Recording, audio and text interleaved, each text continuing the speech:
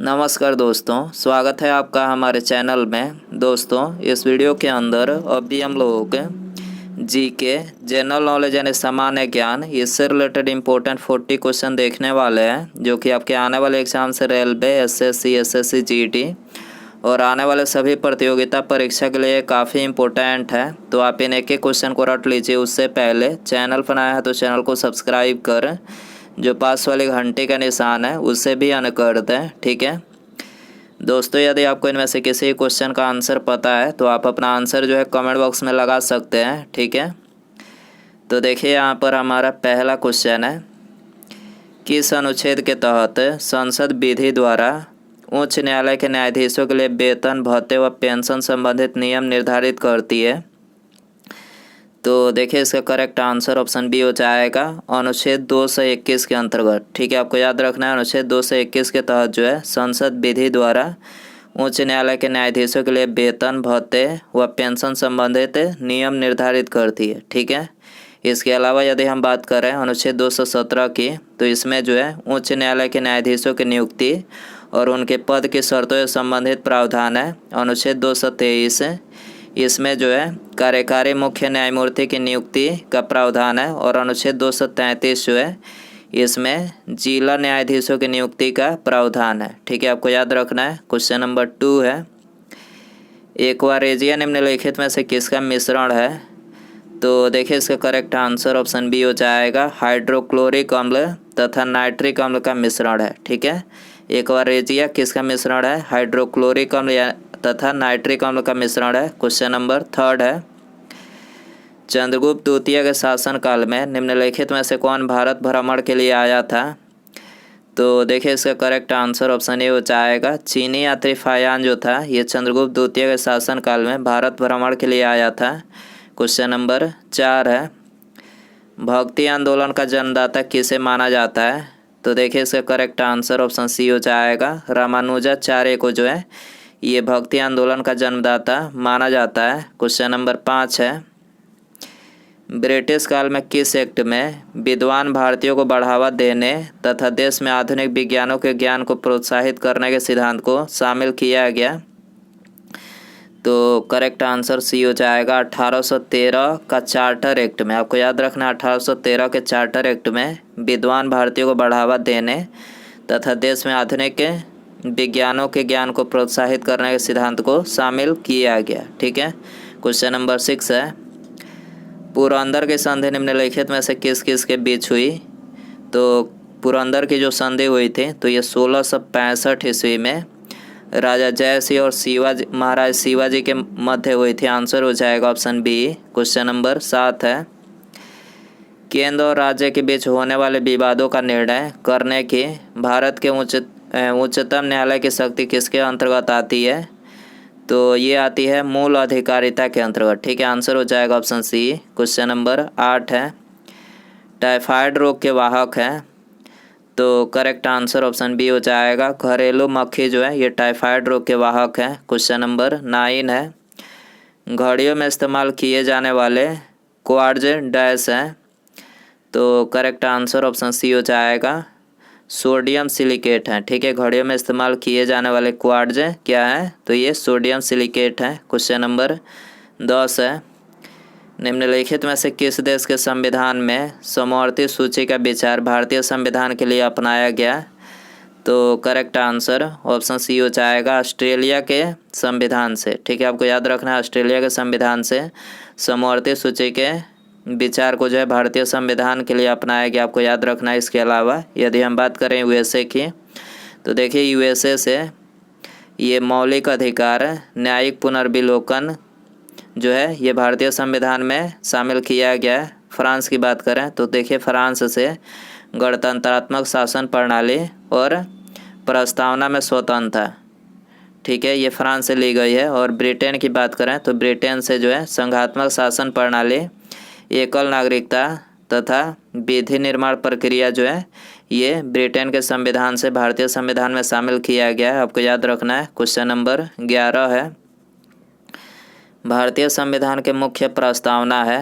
तो correct answer option D हो जाएगा विचार, अभिव्यक्ति, विश्वास, आस्था और उपासना जो है ये भारतीय संविधान के मुख्य प्रस्तावना है। क्वेश्चन नंबर 12 है, प्रथम आंग्ल मराठा युद्ध निम्नलिखित में से किस संधि द्वारा समाप्त हुआ? तो देखिए प्रथम आंग्ल मराठा युद्ध जो था तो ये 17 मई 1882 को मराठा और ब्रिटिश ईस्ट इंडिया कंपनी के प्रतिनिधित्व में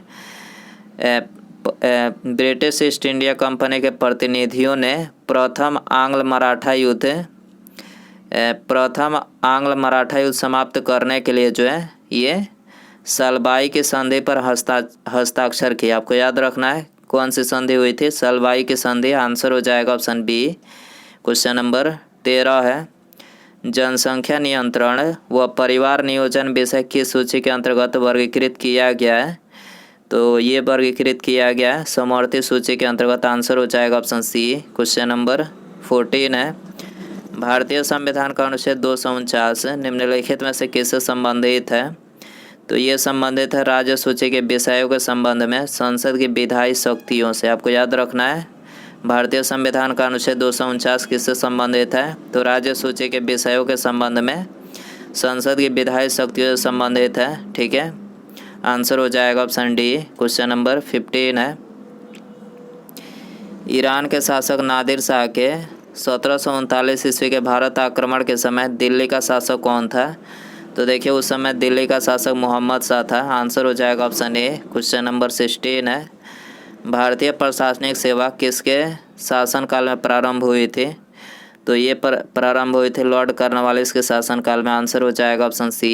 क्वेश्चन नंबर 17 है, निम्नलिखित में से कौन अंतर्राज्यीय समिति के अध्यक्ष होते हैं?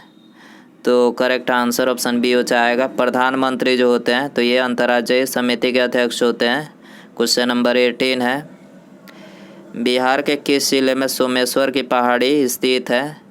तो करेक्ट आंसर ऑप्शन बी हो जाएगा पश्चिम चंपारण में। ठीक है, पश्चिम चंपारण में जो है सोमेश्वर की पहाड़ी स्थित है। क्वेश्चन नंबर 19 है, 14 वर्ष से कम उम्र के बच्चों को काम पर नहीं लगाना किस अधिकार के प्रति संरक्षण है? तो ये शोषण के विरुद्ध अधिकार के प्रति संरक्षण है। आंसर हो जाएगा ऑप्शन ए। क्वेश्चन नंबर 20 है, अकबर के संदर्भ में निम्नलिखित में से कौन सा मिलान गलत है? तो देखिए यहाँ पर चौथा नंबर जो मिलान दिया गया ये गलत है। इलाही संवत की शुरुआत 1585 में नहीं बल्कि 1583 में हुई थी। आपको याद रखना है, बाकी तीनों करेक्ट है। दास प्रथा का अंत 1562 में, जजिया कर समाप्त 1564 में, दीन इलाही की स्थापना जो है 1582 में हुई थी। ठीक है, क्वेश्चन नंबर 21 है, चंपारण आने का निमंत्रण महात्मा गांधी को किसने दिया था? तो ये दिया था राजकुमार शुक्ल ने। ठीक है, आंसर हो जाएगा ऑप्शन डी। क्वेश्चन नंबर 22 है, स्पंज क्या है? देखिए दोस्तों ये सभी इंपॉर्टेंट क्वेश्चन है। यदि वीडियो पसंद आ रहा है तो वीडियो को प्लीज़ लाइक करें। ठीक है, चैनल पर आया है तो चैनल को सब्सक्राइब करके बेल आइकन जरूर से ऑन कर दें। ठीक है, ताकि जब भी मैं कोई न्यू वीडियो अपलोड करूं तो उसका नोटिफिकेशन आपको मिल सके। तो इसके लिए आपको चैनल सब्सक्राइब करना ज़रूरी है और साथ में जो घंटी का निशान है उसे ऑन कर देंगे तो नोटिफिकेशन जो है आपको मिलता रहेगा। ठीक है, तो स्पंज क्या है? तो देखिए स्पंज जो है एक जंतु है। आंसर हो जाएगा ऑप्शन सी। क्वेश्चन नंबर 23 है, भारत के राष्ट्रीय गान में कितने पद्यांश हैं? तो देखिए भारत का जो राष्ट्रीय गान है उसमें 5 पद्यांश है। यदि हम बात करें भारत का राष्ट्रीय गान पहली बार कब और कहाँ गाया गया था? तो पहली बार 27 दिसंबर 1911 को भारतीय राष्ट्रीय कांग्रेस के कोलकाता अधिवेशन में गाया गया था। ठीक है, क्वेश्चन नंबर 24 है, कनिष्क ने पाटलिपुत्र के किस बौद्ध विद्वान को अपने दरबार में प्रश्रय दिया था? तो ये दिया था अश्वघोष को। आंसर हो जाएगा ऑप्शन सी। क्वेश्चन नंबर 25 है, बिहार कहाँ विस्तृत है? तो देखिए बिहार जो है कर्क रेखा के उत्तर में विस्तृत है। आंसर हो जाएगा ऑप्शन ए। इसके अलावा यदि हम बात करें कर्क रेखा भारत के कितने राज्यों से होकर गुजरती है? तो आप सभी को पता ही होगा कि भारत के 8 राज्यों से होकर गुजरती है। 8 राज्य कौन कौन से हैं?